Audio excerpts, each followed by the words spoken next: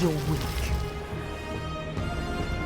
What the In 2014, the MCU released Captain America: The Winter Soldier, a near-perfect film that seamlessly blended a spy thriller and a superhero movie. It had everything: lies, secrets, the best bromance of all time, and killer fights. Marvel had the perfect blueprint for an even bigger and better spy plot with the Skrulls. But 2023's Secret Invasion failed miserably. It was aimless, obvious, boring, and worst of all, it lacked any emotional payoff. So how did Marvel go from this, Because I'm with you to the end of the line, to this? Did you take a stupid pill with your breakfast this morning, Admiral? Well, there's one scene that explains it all. Welcome back to ScreenCrush, I'm Colton Ogburn, and the Winter Soldier and Secret Invasion are surprisingly similar. They both feature protagonists who aren't sure of their place in the world. for as long as I can remember, I just wanted to do what was right. Guess I'm not quite sure what that is anymore. Okay, let's just say I had a crisis of faith.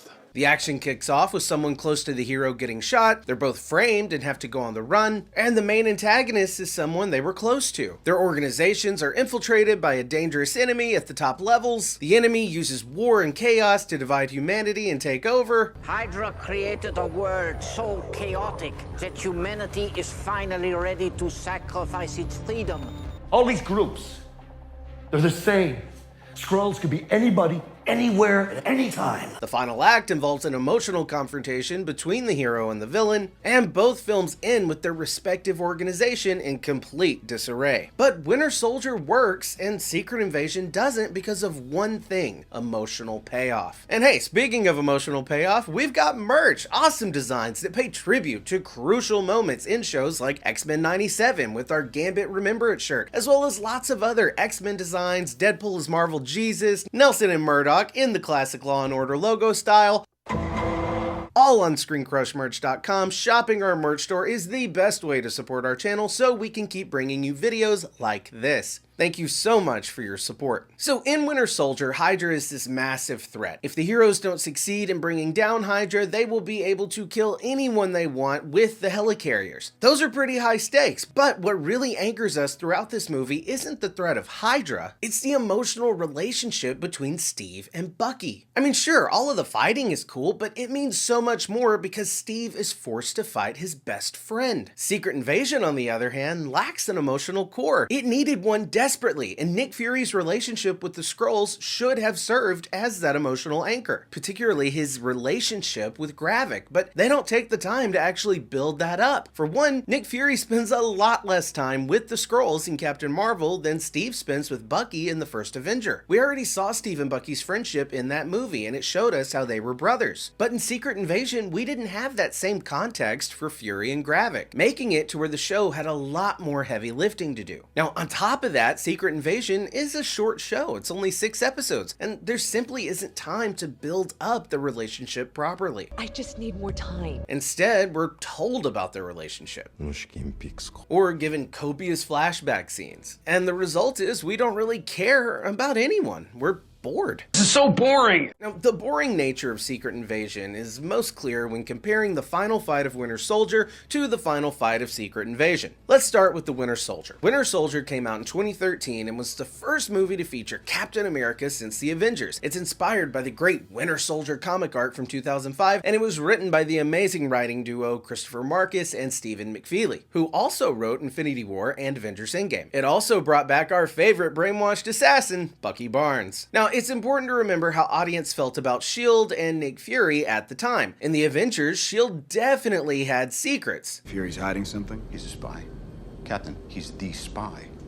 His secrets have secrets. But they were still 100% the good guys, especially with Fury at the helm. The antagonist was actually the World Security Council. Remember, they wanted to nuke New York, and Fury did everything he could to stop them. The council has made a decision. I recognize the council has made a decision, but given that it's a stupid-ass decision, I've elected to ignore it. Also, Agents of S.H.I.E.L.D. was airing at the time. Even if you weren't watching the show, it was clear that Marvel was pushing S.H.I.E.L.D. as the fundamentally good organization of the MCU. And sidebar, one of the coolest things in the MCU is how the events of Winter Soldier affected Agents of S.H.I.E.L.D. in real time. In the show, the characters had to deal with S.H.I.E.L.D.'s fall right after the movie was released. It was awesome, and I would kill for Disney to do something like that again. Do it again. Do it again. But I digress. Now, the Winter Soldier makes us question what we value more, freedom or safety. For once, we're way ahead of the curve. By holding a gun to everyone on Earth and calling it protection. And it wraps this question up in a story about a man and his long-lost best friend. Bucky is the only connection Steve has to his home, but the Winter Soldier isn't the Bucky Barnes he knew. He went from a friend to a threat. So Steve is faced with a question. Will he hurt his best friend if he has to? Should Steve stay loyal to doing the right thing for the world or for his best friend? It's this heartbreaking narrative in the center of the spy story with intrigue and twist at every turn. And it's this emotional center that packs the punch. The clearest illustration of this is the final showdown between Steve and Bucky. We open with Alexander Pierce addressing the World Security Council, and you'll notice how careful they were to maintain his appearance, even until the last second to make sure no one is suspicious of him. Finally, we're here, and the world should be grateful. And it works until Steve Rogers reveals who he really is over the speakers. It's been taken over by Hydra. Alexander Pierce is their leader. One thing I love about this is the instant tension among the S.H.I.E.L.D. agents. You really don't know which way they'll go, so when the agent says, "I'm not going to launch those ships. Captain's orders," it is such a relief. After a short tussle, Agent Rumlow starts the launch sequence, and it is perfect for raising the stakes even higher. Not only do Steve and Sam have to put a chip into all of the carriers, but now there is a literal ticking clock they have to beat. It's such a simple but effective way to put us on the edge of our seats. Then Pierce says, What if Pakistan marched into Mumbai tomorrow, and you knew that they were going to drag your daughters into a soccer stadium for execution? Now, in case you don't remember, that's actually what happened to his daughter, so she only lived because Nick Fury defied his direct orders. Nick had ignored my direct order and carried out an unauthorized military operation on foreign soil. It saved the lives of a dozen political officers, including my daughter. It's subtle, but it's great detail that reveals so much about him. Suddenly, we know how he justified betraying S.H.I.E.L.D. and turning towards Hydra. It wasn't a hunger for power, but a traumatic experience with his daughter. When Fury broke the rules, it saved her. So now Pierce can justify that his breaking of the rules is actually saving millions. It's a masterful piece of dialogue because they don't have to slow down and just tell us all that in an exposition type sequence. We just know from that one small line. Then we get the Natasha Romanoff reveal.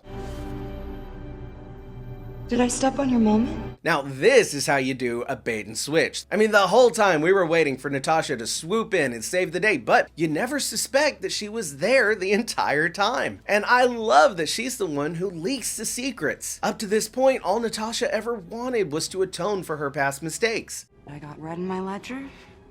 I'd like to wipe it out. This is a way for her to do that, but the price is that the world will never view her the same again after the truth about her past is revealed. And I mean, think about it. Up until this point, the public would just view her as an Avenger who helped save the world. They wouldn't know about her shady past. Leaking Hydra's files is the right thing to do, but it means her sins will never really die. They'll always live on in the mind of the public. Are you sure you're ready for the world to see you as you really are?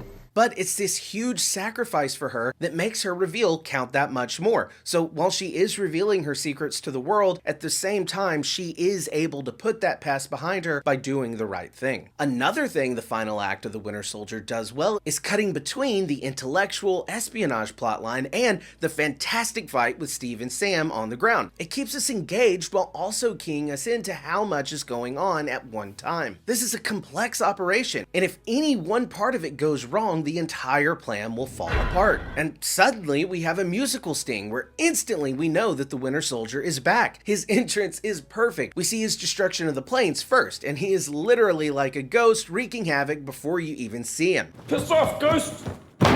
And then back on the ground, Fury steps in and confronts the man who tried to kill him, and I love this little line from Pierce. It's a matter of time before a dirty bomb goes off in Moscow or an EMP fries Chicago. Because that is what happened in Secret Invasion. The explosion in Moscow was how the Skrulls kicked off their plot. Even though Secret Invasion wasn't a good show, this line shows us just how smart Pierce was. It's revealed that even though Pierce removed all of Fury's clearance, Fury saved a retinal scan of his damaged eye. And part of the reason the movie works so well is because all of the characters are really smart. In order to have the retinal scan saved, Fury must have saved the scan well before the events of the movie. This wasn't plan A or B, it was plan Z, and Fury is always prepared. Even when I'm out, I'm in.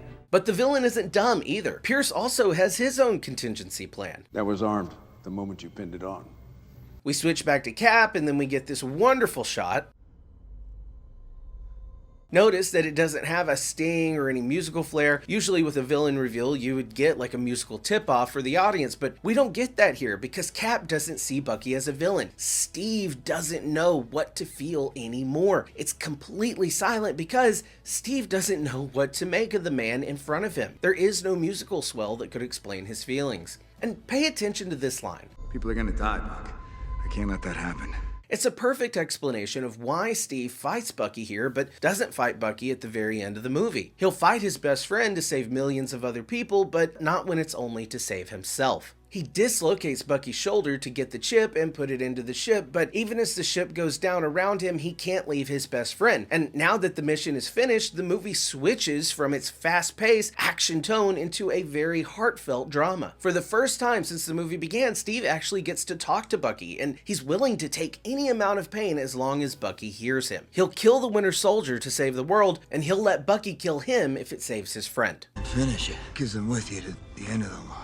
When Bucky pulls Steve out of the river, it's a perfect emotional payoff. The movie doesn't completely fix things, but Bucky doesn't suddenly regain all of his memories and instantly make up with Steve. In fact, we don't know if he got any of his memories back. But it doesn't matter because what got to him wasn't just their shared history, it was Steve's devotion. It's so beautiful, I could cry. By the time the end credits roll, you've had everything you could ever want. Espionage, twists, betrayals, action, and the most epic bromance of all time. It's not just a masterclass in how to make a great superhero movie, it's a masterclass in how to make a great movie, period. So how is this better in 2014 than Marvel's spy show in 2023? Simple. They ripped out all the heart when it came to Secret Invasion. Secret Invasion had more of an uphill battle than the Winter Soldier from the start. Captain Marvel significantly changed the Skrulls from their comic book counterparts. In the comics, the Skrulls are villains. There are some good ones, but they are mostly antagonists. However, the Skrulls in Captain Marvel, and therefore in the MCU, were sympathetic refugees just looking for a home. And this worked really well for that story. It was a great way to show Carol Danvers that she was fed lies by the Kree. But it made adapting the Secret Invasion comics all the more difficult. In the Secret Invasion comics, they don't have to explain why it's bad there are Skrulls on Earth. We just know because they're villains. But with Secret Invasion, they have to get us from sympathetic refugee Skrulls to villainous take over the planet Skrulls. And the result is that there is so much telling and almost no showing. And that's an issue because it's boring, but also means that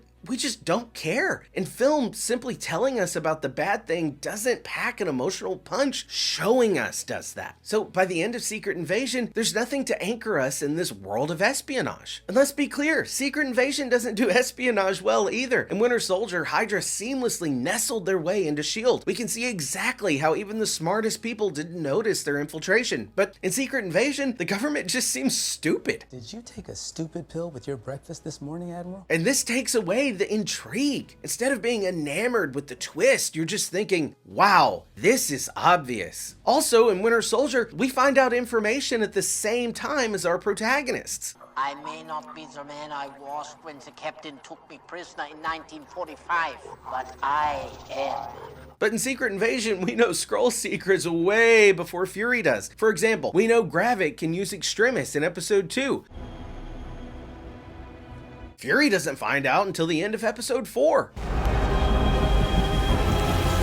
Now imagine how much better that shock would have been if we were also shocked. Ultimately, Secret Invasion feels hollow, relying on obvious twists and lazy decision making by its main characters, and nothing sums this up better than the final showdown. Honestly, as soon as I turned this episode on and realized it was only 35 minutes, I had a bad feeling. I got a bad feeling about this. For reference, the closing act of Winter Soldier was around the same length, and it was only wrapping up an hour and a half worth of story. The Secret Invasion finale needed to wrap up 5 episodes worth of plot. We open to Skrull Rhodey and President Ritson, and he immediately pushes hard for bombing Russia. Mind you, everyone knows there are Skrulls. Everyone is aware of this fact. What happened on that motorway was an all-out assault on our republic, orchestrated by the Skrulls and the Russians who are giving them safe haven. But no one is concerned about the president's own team, not even the president. After the motorcade attack, everyone should be suspicious of each other. They should all be on the lookout for a mole, or should I say, a Skrull. And Rhodey pushing for this bombing should be a red flag. Everyone else should think that's weird, but no one even thinks about it. It feels just so lazy, and it makes President Ritson seem stupid. Then we cut to Fury meeting with Gravik. Now, this should be an emotional pinnacle of the show. Fury has to come face to face with the monster he created. He has to deal with the ramifications of his lies and the fact that he used child soldiers. He has to face his sins. Kingsley Ben-Adir does an amazing acting job here. He really brings in an emotional intensity to the scene. I killed him,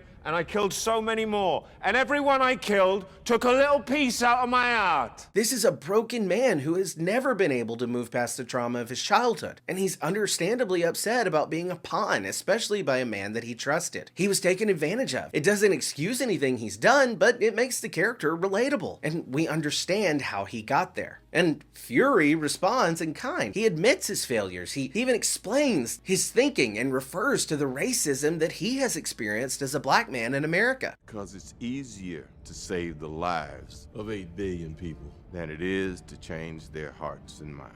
And is it as good as the Steve and Bucky emotional confrontation? No, but it's something. We get some emotional payoff and resolution with these characters. And then all of that is immediately wiped away the second we find out that it's actually Gaia. There just aren't many true twists in this show. Like I said earlier, most of the time we know what's going on before the protagonists do. So I get why they wanted a big twist, but this is just an awful twist that I think everyone saw coming. It completely destroys any emotional payoff. Gaia and Gravik, they have history, but nowhere near the gravity of Gravik and Fury's relationship. Gaia is just purely motivated by revenge, but Fury knows that he betrayed Gravik and started him on this path. You pimped us, Fury.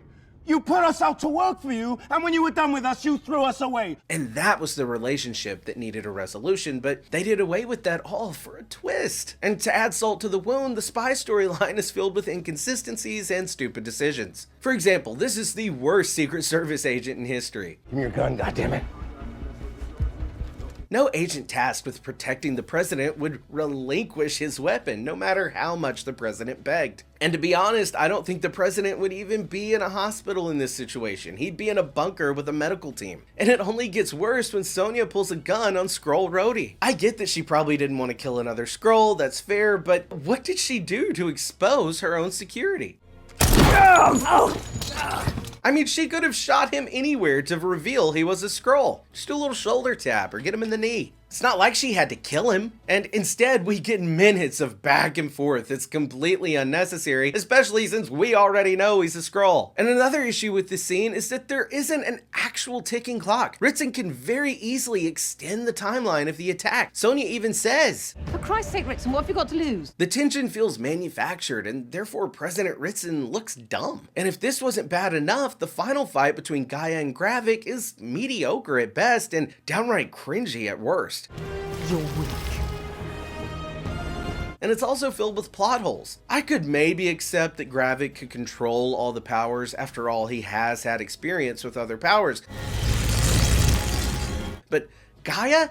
It's insane. She instantly mastered every single power, even complicated ones like Ghost's phasing. And just in a matter of seconds, they made Gaia the single most powerful character in all of the MCU. And where is she now? And plus, flipping through all these powers, it wasn't cool. It made all of our beloved heroes feel inconsequential. Gaia doesn't do much throughout this entire show, and it's really hard to root for her. Her entire role is staring seriously into the distance. We don't want her to suddenly be the strongest person in all of the MCU. I mean, people complain that Captain Marvel was overpowered, and she doesn't even hold a candle next to this version of Gaia. And when all the tension comes to a head, when Gaia kills Gravik and Skrull Rhodey is revealed, we should feel this giant relief, but instead, I was just glad it was over, and kind of angry that I sat through 6 episodes for this. Now, don't get me wrong, I like President Ritson's ending. We know who you are.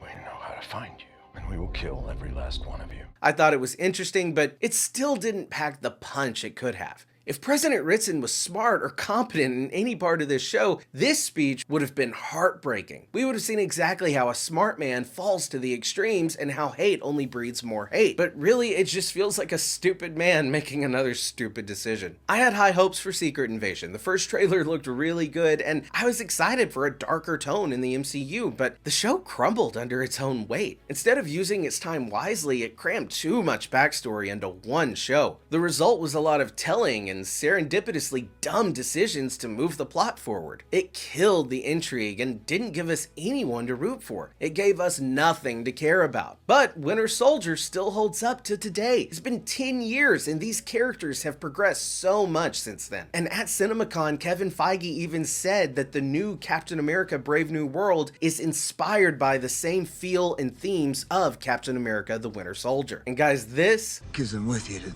the end of the line. It still gets me. Christopher Marcus and Stephen McFeely were genius to center this spy thriller around the heart-wrenching relationship of two best friends. And the result is a film with all the intrigue of a spy thriller and so much heart. And that's why Captain America, the Winter Soldier, works and Secret Invasion doesn't. So let me know, what do you think? Does the Winter Soldier still hold up, and do you agree that it is far and above better than Secret Invasion, and that Secret Invasion was a horrible, horrible attempt to recapture that same magic?